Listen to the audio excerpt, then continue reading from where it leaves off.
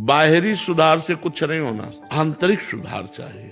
बाहरी का, आप मंदिर जाते हैं, आप टीवी में रामायण देखते हैं या रामायण सुनते हैं, संतों के प्रवचन सुनते हैं, सब बाहरी क्रियाएं हो रही हैं। आप आरती पूजा भी करते हैं, आप सब करते हैं, लेकिन आप अंदर झांक के देख लीजिए। ये कोई कल्पना नहीं है, हम तुम सब बिल्कुल साक्षात बैठे हैं, अंदर झांक के देख लीजिए। गणित वही चल रही, मन की गणित नहीं बदली तो बदला क्या। सहज भजन में गाया गया है कि मन की तरंग मार ले बस हो गया भजन है। जो मन की तरंगे उठ रही उसको शांत कर, मन शांत हो गया, भजन हो गया, वो भगवान में स्थित हो गया, बात बन गई। अब कहने को तो 1 मिनट लगा, लेकिन पूरा जन्म लग जाता है भाई। हम लोग उसी के अनुभव में हम बैठे हैं, बचपन से लगे हैं, तो उसी की तो तार रही है, बचपन से उसी में लगे रहे, देख रहे हैं उसके कि कितना खतरनाक चीज है ये। आपका परम प्रिय भक्त बनने या उस श्रेणी तक आने के लिए एक शिष्य को, हमारा कोई भक्त के लिए, हम खुद तो भगवान के चरण दास हैं, तो दासों के दास थोड़े होते हैं, दास तो दास ही होता है। हमको तो जो पकड़े मिलता है वो श्री जी के चरणों में चढ़ा देते हैं,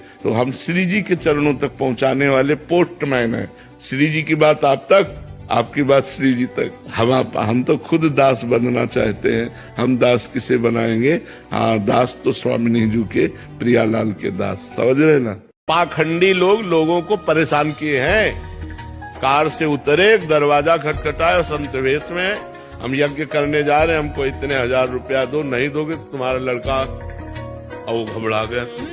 गृहस्थ आदमी, यार साधु ऐसा, वो साधु हो ही नहीं सकता। जो रुपए के लिए तुम्हें साप दे, जो रुपए के लिए तुम्हें त्रासित करे, जो अपनी कामना तुम्हारे सामने रख दे, वो साधु ही नहीं है।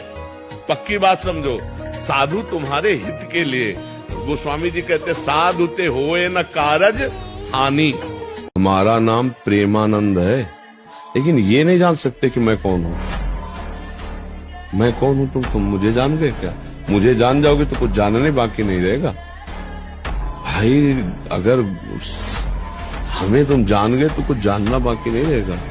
बस इतना ही बात तुम समझ लो, हमारा नाम प्रेमानंद है। बाबा जी बनने की जरूरत नहीं, घर गृहस्थी में एक सुंदर परिवार बसाओ, माता पिता की सेवा करो, खूब अच्छे से नाम जप करो। भगवान भजन से मिलते हैं, बाबा जी केवल बनने से नहीं मिल जाते। परास्त तो वहां हो जाते हैं जब दूसरों का व्यवहार देखते हैं। दूसरों का व्यवहार देखोगे आप दुखी हो जाओगे। इस संसार का नियम है, आप चाहे जितना हित करो वो पलटकर आपको दुख ही देगा। एक कागज में लिख लो, चाहे दिमाग में लिख लो, आप चाहे जितना हित करो किसी का, अवसर आएगा तो पलट के आपको दुख ही देगा। तब आपको लगेगा मैंने इसे इतना सुख दिया और ये हमें दुख दे रहा। कहीं भी विजय प्राप्त करने के लिए पहले हमको क्षमता लानी पड़ेगी।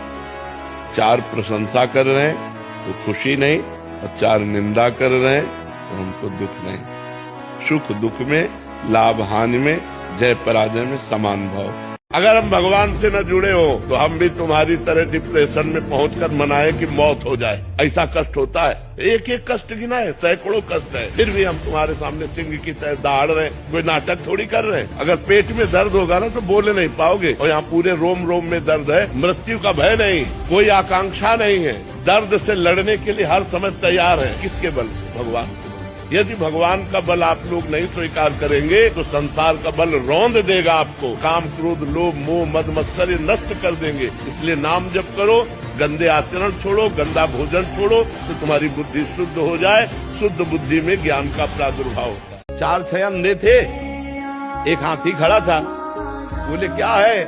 बोले हाथी। बोले कैसा है? तो एक ने पकड़ी जांग, बोले खंभा जैसा है।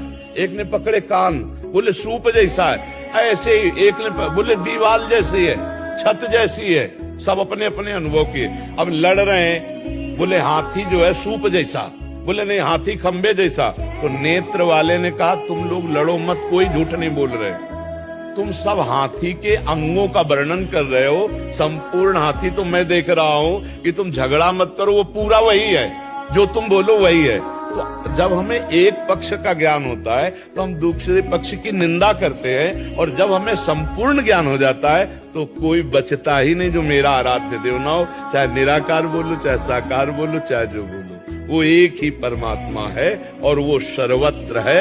इस बात को कोई नहीं काट सकता। वो एक ही